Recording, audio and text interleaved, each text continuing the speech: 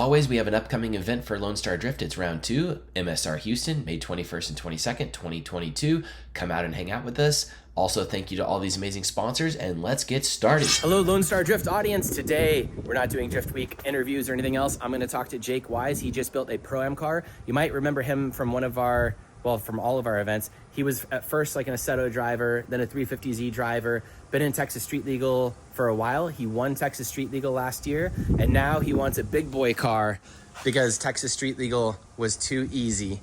So now we have here a 240SX, and he's gonna tell you all about it and do all the talking. I just wanted to walk around the car real quickly as we get started. Da, da, da, da, da, da, da. He'll have some driving videos and stuff too that I can share with you. Do, do, do, do, do. Most of the parts you can just see through careful looking. All right, let's get this started. I am here to talk to him because he is getting a grown-up car and wants to spend way more money than he's used to, and he's sick of going slow in a 350Z. So at first, why don't you just introduce yourself, tell us like how you got started real quickly and, you know, real compact form, and then tell us all about this crazy car and we'll walk around and look at it. So I'm Jake Wise. I started in Assetto Corsa. I became professional in that, got really good there. I ended up getting a 350Z, and like it translated so well from the beginning that it was just kind of from day one, like it was working and everything was going good. Came pretty close to the Texas Street Legal title 2 years in a row. Then I finally won it my third season, and I ended up getting a really good trade offer for like the motor and a shell for this car. So I ended up taking that, and I went down the rabbit hole of building a faster car, and it's been a process. Okay, we're here today specifically to talk about, because he's doing the unique thing of building a crazy car. He had a very reliable car for a long time, the 350Z, a very manageable chassis that he didn't have to do any engine work to, didn't have to really build the car. He bolted on suspension and did wide body and things like that and made it fun looking and just drove it a ton. You are now in the position of, instead of building a car in a week and taking it out to a drift event, which is what you reasonably could have done with your car, this took how long? About a year of working on it consistently. Could you speed up that process much or no? Yeah, definitely. The first time around, like my parents were always the type to like go to dealerships for oil changes. Like I didn't have like tools growing up or anything. Mm-hmm. So the bulk of the time it took was just learning how to do everything, learning how to weld, learning how to bend tubes, like stuff like that. Like that's what took up the most time. If I had to do it over, I'm sure I could do it in probably less than half the time. Okay.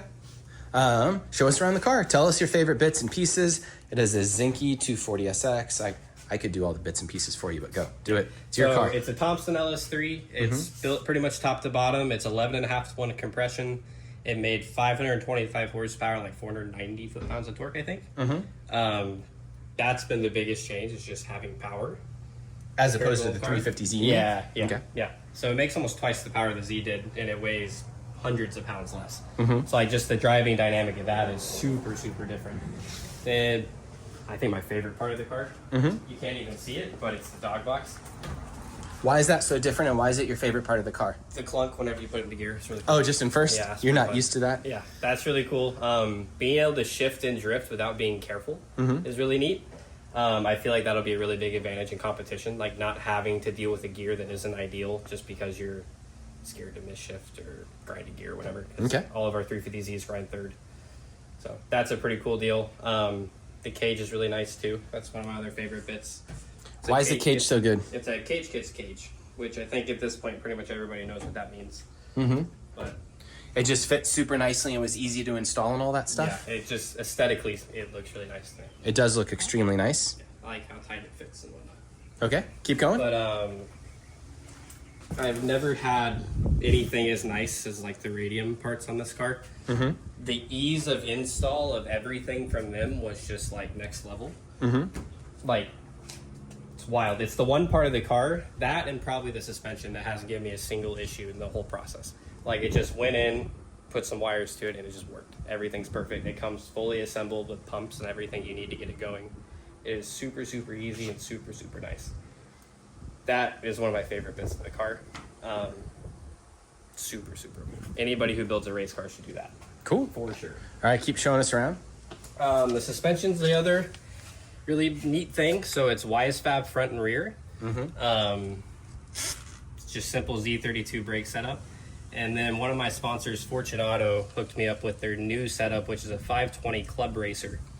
So on my Z, I run 510s, which is a single adjustable digressive shock. It's pretty good. Like, it's really solid. It's what I would recommend anybody like sub pro-am-ish level. These are a two-way, so you have separated adjustments for compression and rebound. And it's a shock-mounted canister, which is pretty rare for 2 and 3 ways, which is really nice for packaging and whatnot. The difference between this and like their higher level coilovers is these have a little bit less like clicks of adjustment. You know what I mean? So these are 24 click on each, but each click does more. So like the overall adjustment range is the same as like their Dreadnought, like high level stuff. Okay. So those are super cool. Those are going to be released to the public really soon if they're not already. That's really neat. I've never been able to adjust rebound separately, and that was one of the things I really like playing with at the tracks. Like, I put the rebound like super soft, and like even whenever you come off throttle and get on the brake, the car stays squatted, and that's a super cool feeling. Like, it feels like the car is so much more planted than I'm used to with a one-way adjustable coilover. That's really cool. That's one of my favorite pieces. I noticed it does not have a differential in it. Why doesn't it have a diff? Yeah. So the one part of the car that isn't like really strong at this point is the diff. It was still on a 240 diff. It was a spool though, so that part didn't break, but I broke the pinion gear on the front. That was on my second test day. The first test day I broke 2 steering racks in like 10 laps. I think the pump is just over pressurizing the rack because it kept blowing out the seal like around like the steering column, like splines, you know what I'm talking about? It blew that out twice in 2 racks. So I think it's over pressurizing. So I put a restrictor in there and I added a cooler, so hopefully that'll be under control now. And I went and tested to make sure that worked, and I blew the diff up on like the second lap.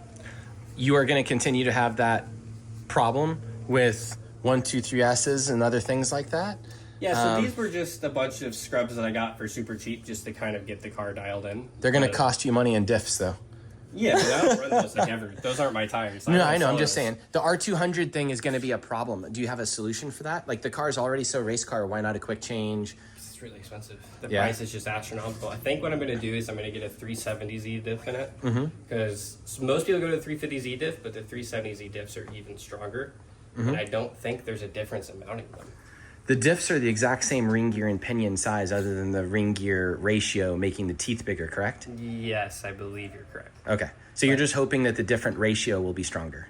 I know the Z diffs are a lot stronger than the R200s, or at least the S chassis. The Z diffs are R200s. Yeah, but the internals are better. Okay. So I think they'll be stronger, and at least from what I understand, 370s are even stronger than 350s. Rad. So I'm going to put one of those in and hope that works. If it doesn't, I'll probably get a quick change next year. Okay. But this season, I'll be on Accelerez all year. So you've made so many decisions as you build this car, such as you put a V8 in it. It's not forced induction. You could have done a JZ, an SR. Yep. You could have done anything you wanted. Why did you go LS? Do you like it? Is it boring? Tell us the details of that. So I had a 1J IS300. I ended up trading that for the shell, the motor. I had a dog box that came with it and a bunch of parts. So that's the reason there's an LS in the car, is it just came with it. I was never a big fan of V8s. I always thought they didn't sound very exciting. I always thought NA cars in general were a little bit boring to drive. Which I guess I still kind of hold true to.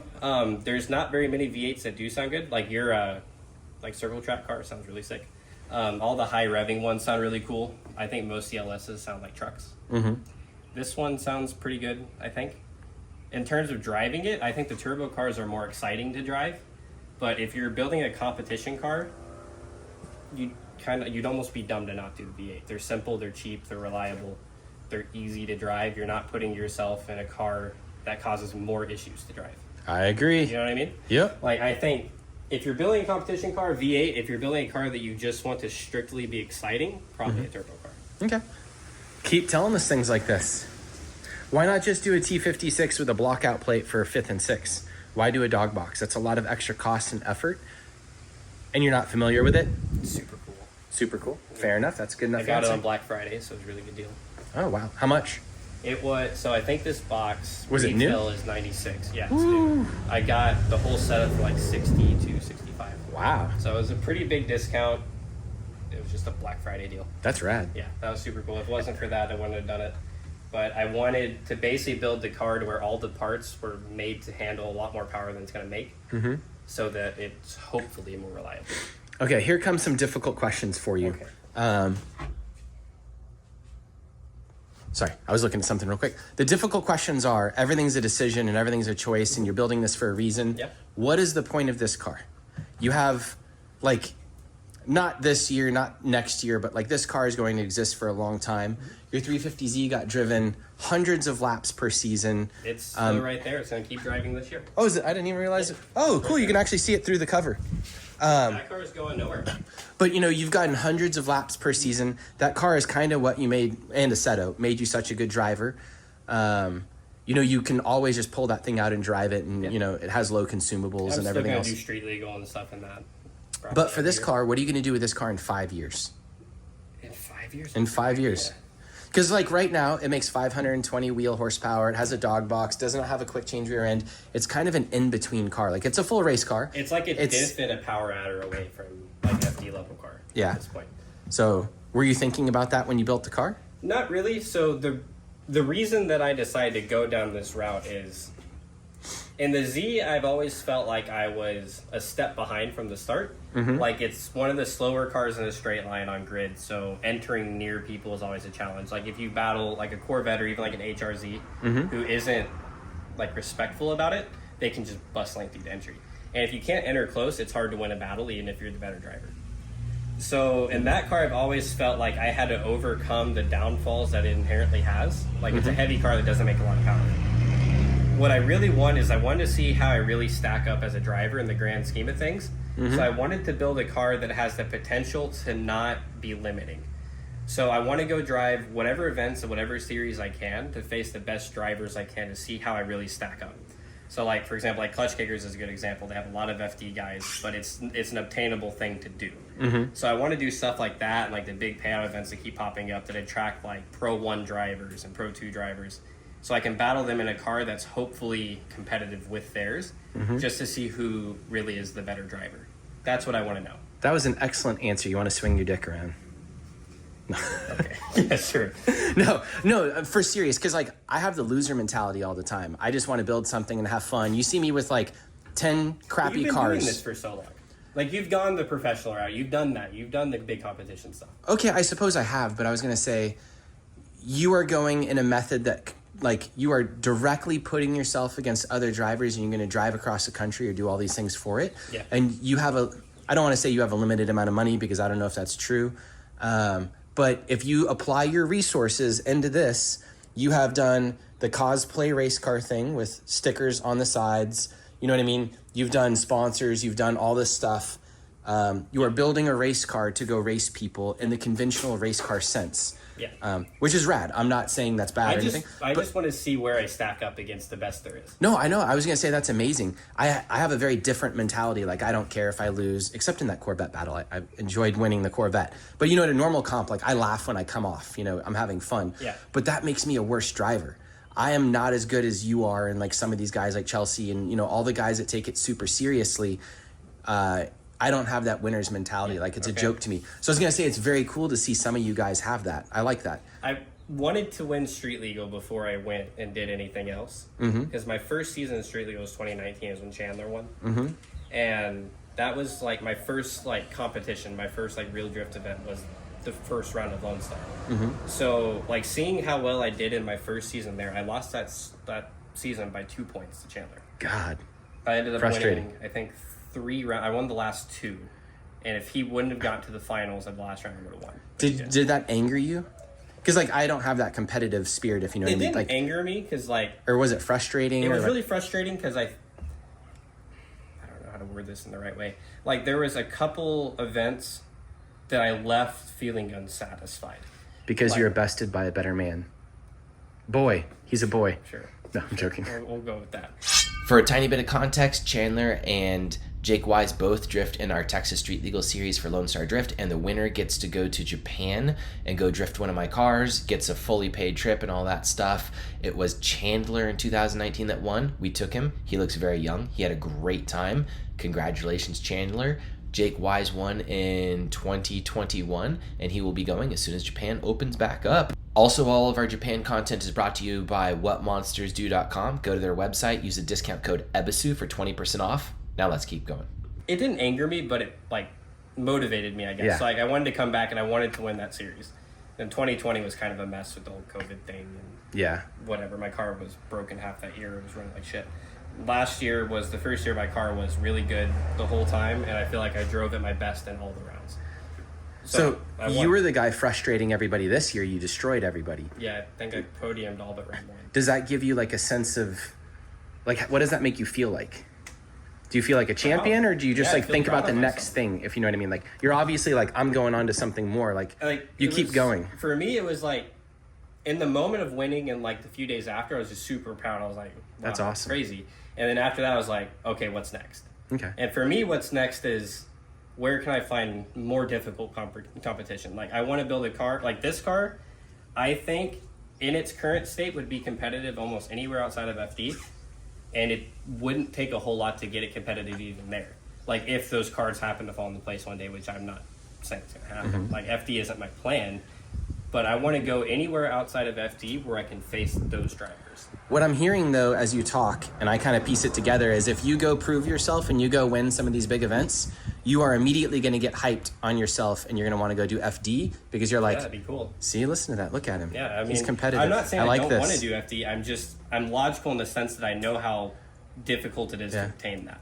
Well, I think that you are one of the people that are well suited to that because you want to like have the competitive drive and win and all these different things, and you've done it year after year. You know, the same thing. You have a competitive car, you make small changes to it, which is another question I'm going to ask in a second. Okay. I was going to say that's good. Most people don't have that.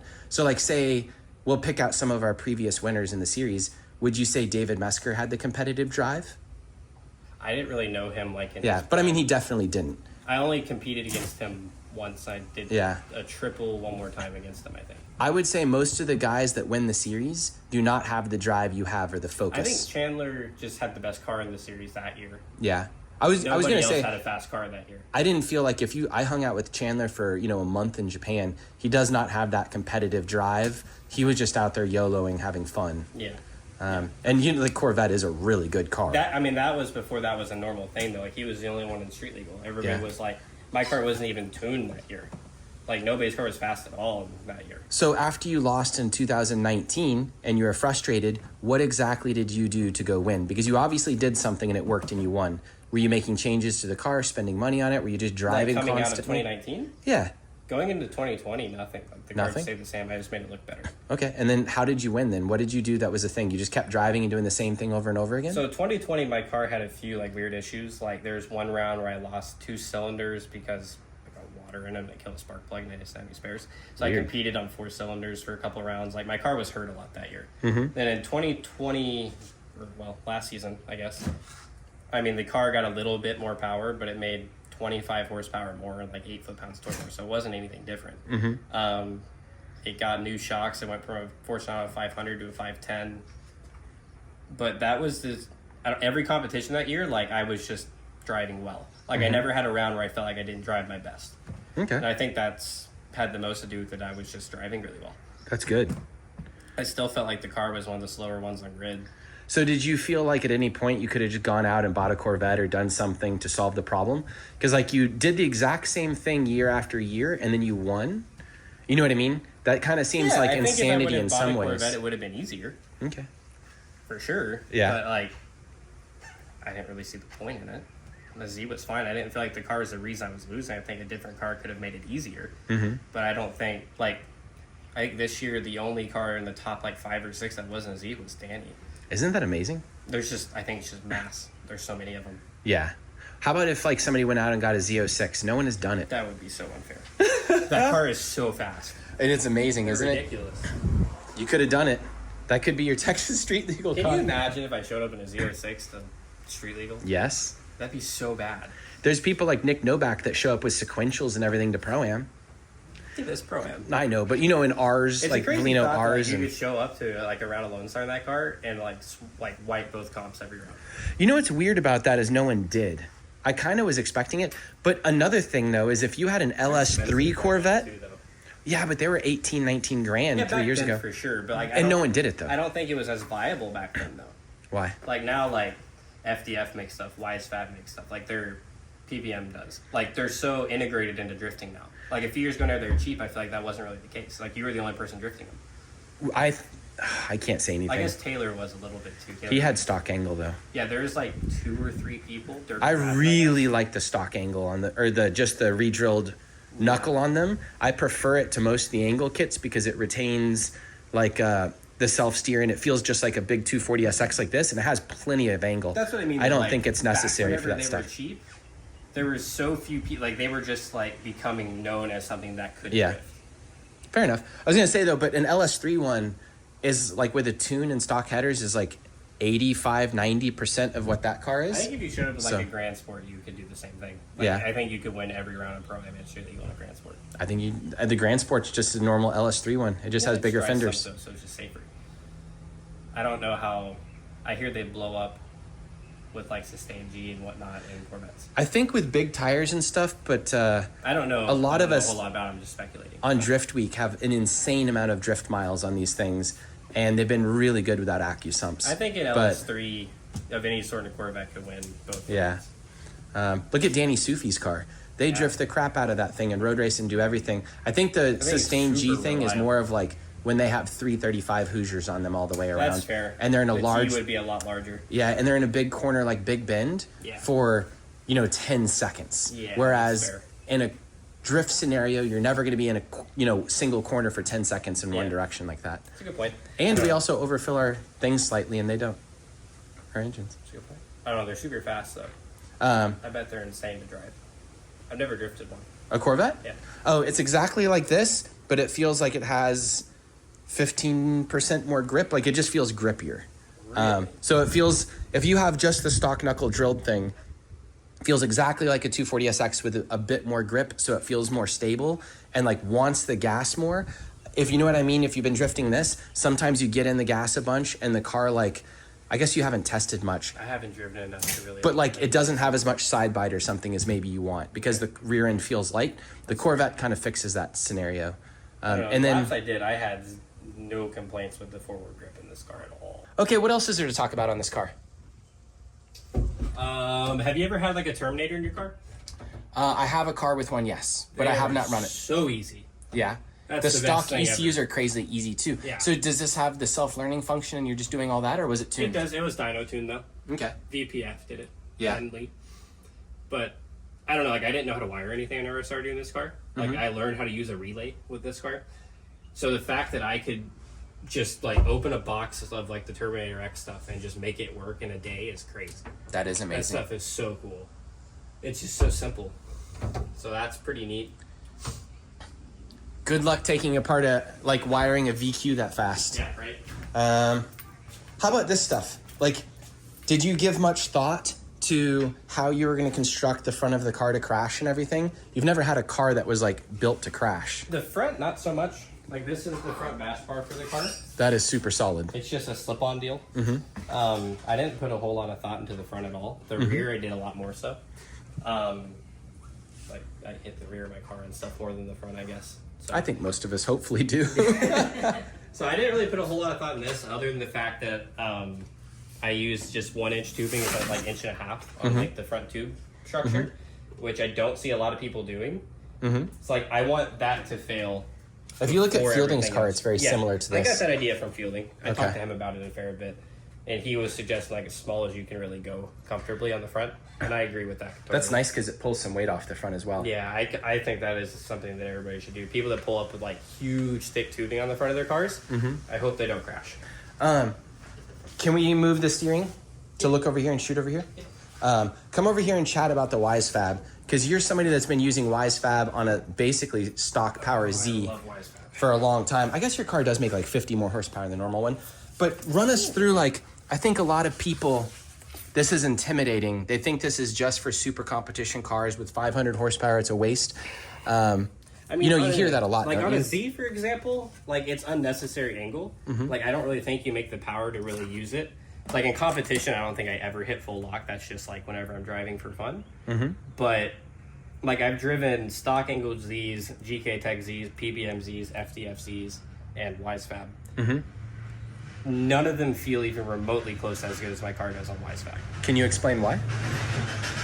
So, like, stock angle Z's, PBM, GK Tech, and, like, the FDF lower cars, they all run really high caster for whatever reason. Like, I've never been in, like, a lower angle Z that runs less than, like, 9 degrees. And I hate that. I hate cars that snap super hard. Like, most of the Z kits I've driven, whenever you transition, they want to go to full lock, and then you have to drive it back off of lock. And I can't stand that.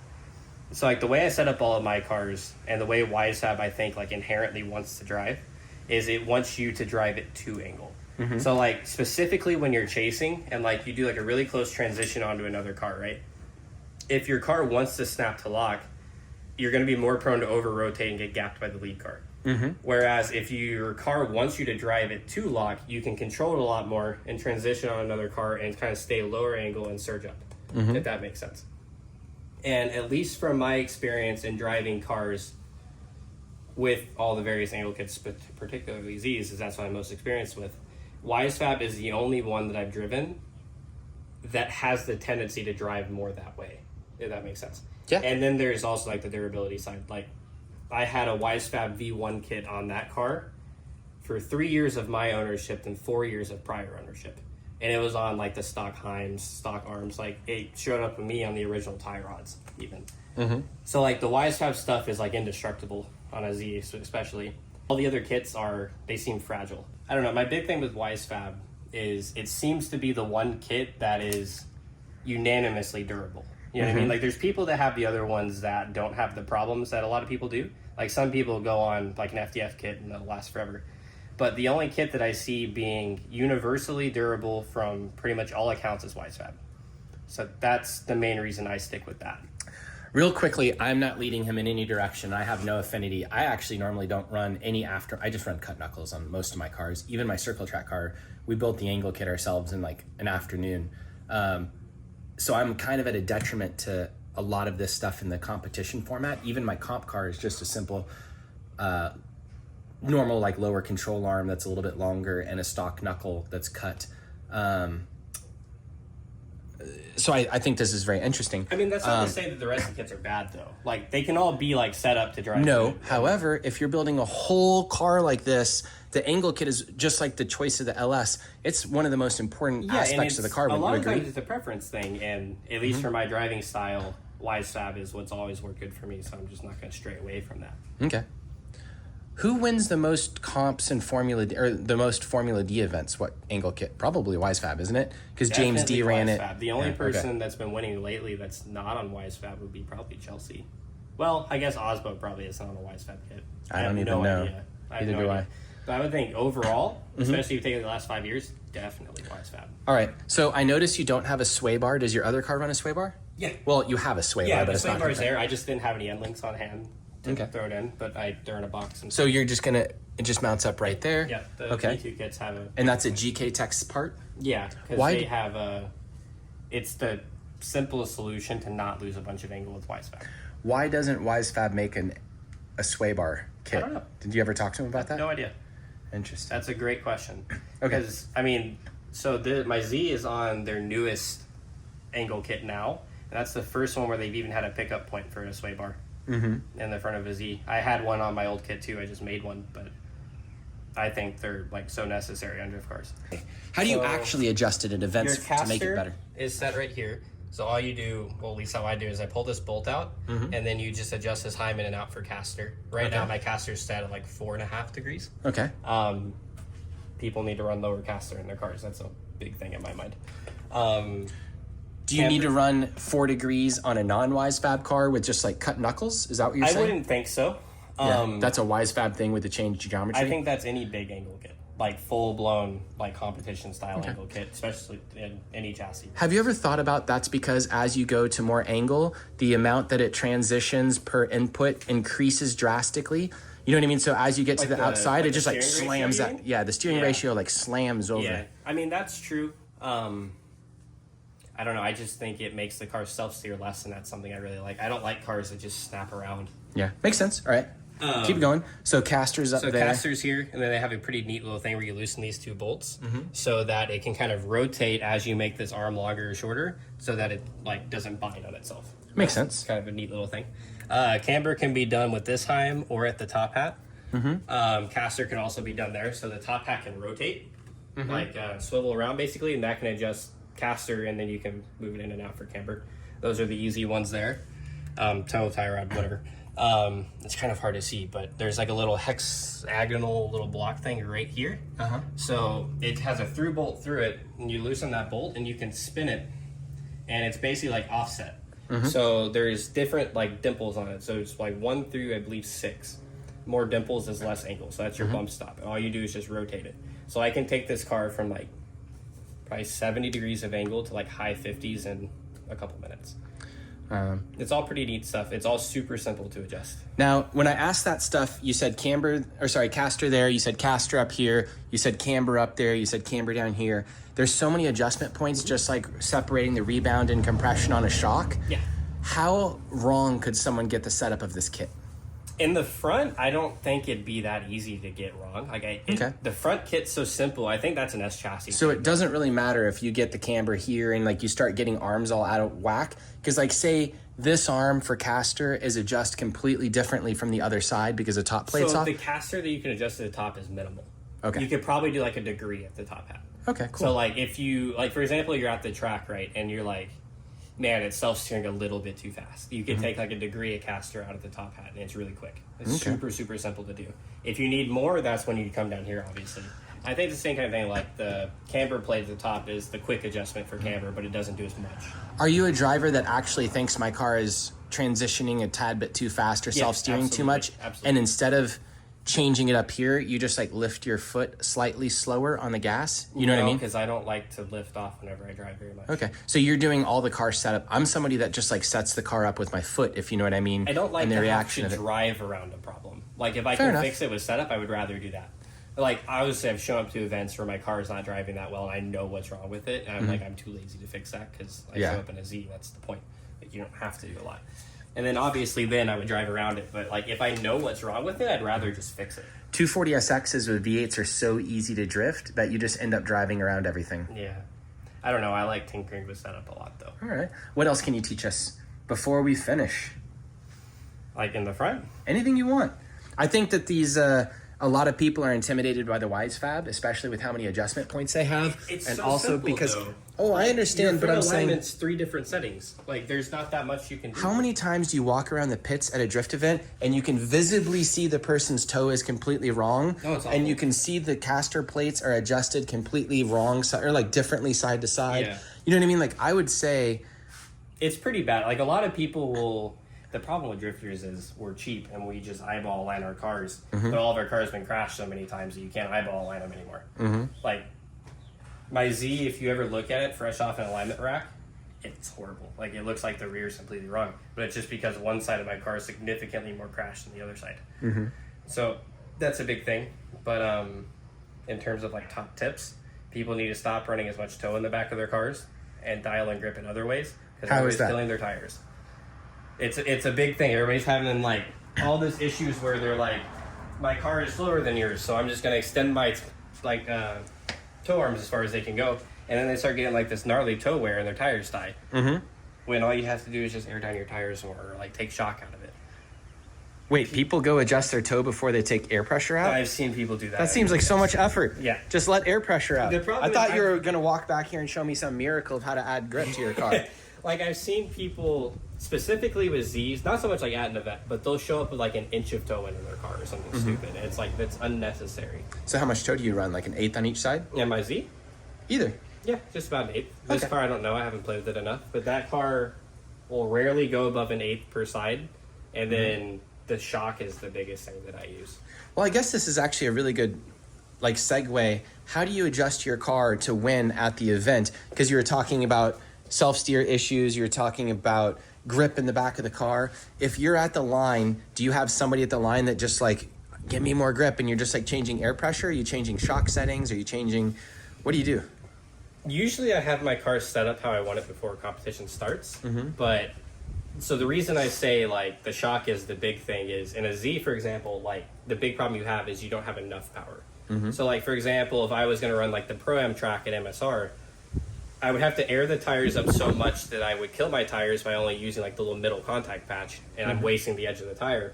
So I would add a lot more shock, or add the rear sway bar back on, or something like that, where most people would just air the tire up, and that kills your tires. Or people add toe for more grip, which kills your tires. And the biggest thing we all want is more tire life because we all want to drive.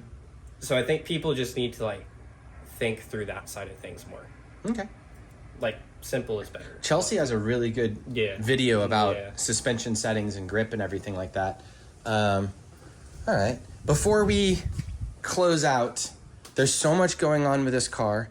Everything is a choice, like I always say.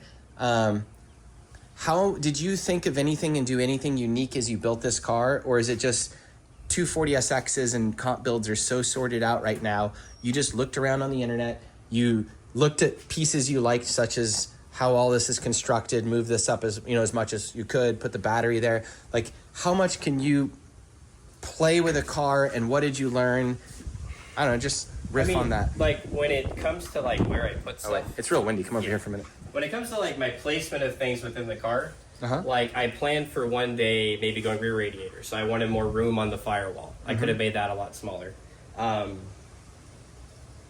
just kind of built things to be future proof, I guess. Okay. Like I built everything to be simple to either upgrade or simple to redo. Like, I don't know, I didn't like go copy people's builds online or anything. I just kind of like looked at it and did it the logical way. Okay. I was going to say it is really good though to go look at as many builds as possible and make like picture archives and then go do that. Why didn't you go with the rear mount immediately? It's simplicity. Yeah. It's just a fabrication thing I didn't really want to take on. Makes sense. It's pretty sweet though. Yeah, I've heard it's really nice. I just tried to do everything as simple as I could. Yeah. How did you decide on the amount of horsepower? I put the engine in and it went on a dyno and it made what it made. So you just did what you did. I just assumed it'd make like 500. But you could have gone for 6, you could have gone for 7, you could have gone for 4, you could have done a stock LS3. The stock LS3 with a cam and stuff would have been pretty close to this. I mean, that's the motor that came with the car, so I just kept it. Like, I didn't see the point in selling it to buy a motor that I didn't know was going to be good or whatever. Okay, fair enough. I didn't want more power than that because then the consumables go up too much. Yeah. So I felt like if it made anywhere from 450 to 550, it would be like on the level where you can still make it not crazy expensive to drive, but it's fast enough to kind of keep up with anybody. Fair enough. Outside of like Pro 1 cars and whatnot, but yeah. Have you tandem with anybody with this thing yet? Just James and his E46. I did 2 laps and then blew another rack. Oh, James Kurz? Oh, that's not a good, like... No, that was... Doesn't show much. No, this car was a lot faster than that one. Yeah. But... Well... There's a lot of faster cars at the event that I was testing at that I was hoping to drive with, but the car broke again. I didn't have a third rack, so... Well, I hope to see this at an event soon and get to tandem with it. I love all the detailed work on it. I hope you have some video to share with me. I think it's very cool that you have a theme and everything, and you have a look that like shares between your two cars. Yeah, I love it. Keep continuity. Super cool. It is really weird though. Oh, I have 2 things. Okay. Before I get to one, I think it's very odd that you're building like a 2016 era car, if that makes sense. That there was nothing more interesting or... I mean, the car makes a lot of sense, don't get me wrong. You talking about like chassis-wise? I don't even know that. Like, you've got to hear that BMWs are great or this or that, or like maybe some new chassis. It's interesting that you're building a chassis that's been built exactly like this for the most part. 1,000 times? Yeah, 1,000 times. I get what you're saying. But it makes sense. I mean, you could have done another Z. You could have done a lot of things. Another part of it comes back to like the trade that I made for the Lexus came with the shell. So like that played a role in it. Yeah, but that's the worst I always could have sold it, right? It's the worst way to build a car because... if you're looking at for like an unfair advantage and you're trying to be the best or you're trying to be this or whatever, maybe not compete with the exact same car everybody else competes with. Okay, I mean, makes sense. Like if you take BMWs, I don't like them that much aesthetically. Okay. I don't think they look that good. I think they usually look a little bit more boring on track. Yeah. I've always really liked S14s and S15s. They're one of my favorite looking chassis. Mm-hmm. I mean, really, I guess the chassis choice almost comes down to more aesthetics than anything. I mean, like, you could do something newer like a FRS or something, but they're more expensive. That's kind of it, I guess. It's just, it came with it, so it was cost effective, and I really liked the car. Now I forgot my second point. but it was something we talked about. Oh, I know. Would you build this car again? No, I would buy one. Why is that? It's a lot cheaper Why is that? because you don't pay retail for all the parts, Okay. and you don't spend. Then you your end time. up with a not fresh car, and this car is super fresh. I mean, that's true. Like, Not as in style. I mean, as in like it's not wrecked yet. I mean, the benefit of it is, I guess, every part on the car is the part that I wanted. Mm-hmm. Like, I didn't have to, like, I didn't inherit a car with, like, a wonky fuel cell setup or something. Yeah. I got everything that I wanted on the car, and that's really nice. But it probably would have been half as expensive to just buy one. All right. You know what I mean? You don't have to tell me the exact amount. However, if someone were to build this car out of all new parts, what do you think the ballpark range is doing the work themselves and then having a shop do it? The two ranges. If you do everything You're just yourself, you could probably buy a Z06. If you had a shop do the work for you, you could probably buy a GTI, a Z06, a Z, and a truck. Yeah. Yeah. Okay. I haven't added it up, so I don't know how much it costs. You think it's over 50? Probably, yeah. Yeah. Okay. I don't say that to put you on the spot In terms or whatever. of like dollar value, but like the big ticket items came with it. So a lot of like the big costs. I understand that. I'm just talking about what you think a normal person would spend building this car. I think a lot of people, especially It's yourself. more than you think. Yeah, I was going to say, I just had a conversation with Wout. I bring up Wout or all my friends all the time. Yesterday on the phone, and he was saying you could build a car like this for 20 grand. I'm like, you run a shop. No, the motors were 20 grand. Yeah, I was like, you run a shop, Wout? He's like, well, you could. And I'm like, you could probably build a S14 with an LS in it for 20 grand. Yeah, I mean, maybe it wouldn't be a very nice car. Though. Oh, I do know something. The headers and everything. What are the headers on this car? They're Holley headers, the hookers. Oh, wait, Holley makes headers now? Mm-hmm. They make LS swap headers for S chassis. What are the best sounding headers on a 240SX for V8s? Does this thing sound good or no? I like how it sounds. We can't start it, can we? Yeah, I don't see why not. Oh, start it. Well, I was going to say if it's loud for the neighbors or it's whatever. pretty loud, but that's not really a problem. I'll start it for you if you want. Yeah, start it real quick. Okay. I have handmade headers for one of my car, and then I have Sicky ones on my S14 that you see, and it sounds so terrible. I think... I mean, at idle, I don't think it sounds the best just because it's a V8, and V8s at low RPM to me just don't sound that good. Yeah.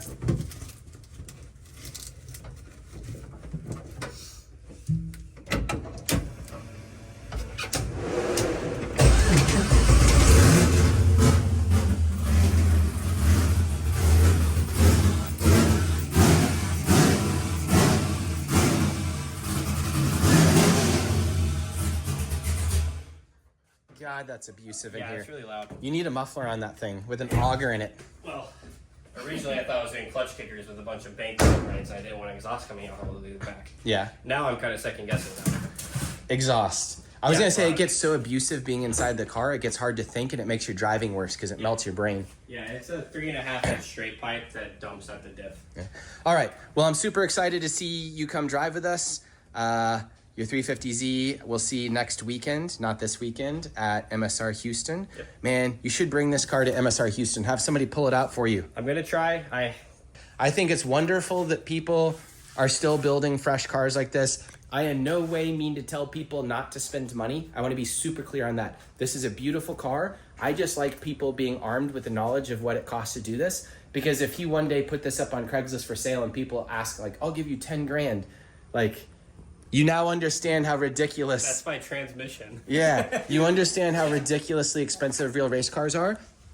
And real race cars aren't even the expensive part. It's the consumables, it's all that kind of stuff. So anyways, I always explain that, but in no way am I telling you not to do it. I just like to arm people with information because I don't think most people understand what they're getting into when they buy NASCARs. Okay, that's a Yeah, joke we on all me. buy NASCARs. Yeah. You could have had, There's a lot of NASCARs. how many NASCARs could you have for this? Probably like 8. 8 NASCARs? This is 8 NASCARs? 8 Oh. is the price you managed to buy So NASCAR. what we need to do, by the way, is I bought that NASCAR just to troll people. So we're going to have to go tandem the NASCAR versus this thing and see how they drive and everything and what is faster. Okay. I still think, though, that a 240SX will be easier to drive than the NASCAR death cart thing and make a lot more sense. This thing was like comfortable to drive from lap 1. Well, that's because it's a 240SX that's built out of parts that like are a catalog. You didn't have to invent anything. No offense, but you're jumping in like 20 years after everyone figured everything out. Like when we got into drifting, I didn't know how to pull a handbrake and there was nowhere to ask. Like there was no cut knuckles for the first 10 years of my driving. Imagine that. Stock angle. I'm glad. Stock angle. And again, we will see you at round 2 of Lone Star Drift out at MSR Houston, May 21st and 22nd. See you there. Hopefully we see this car there too.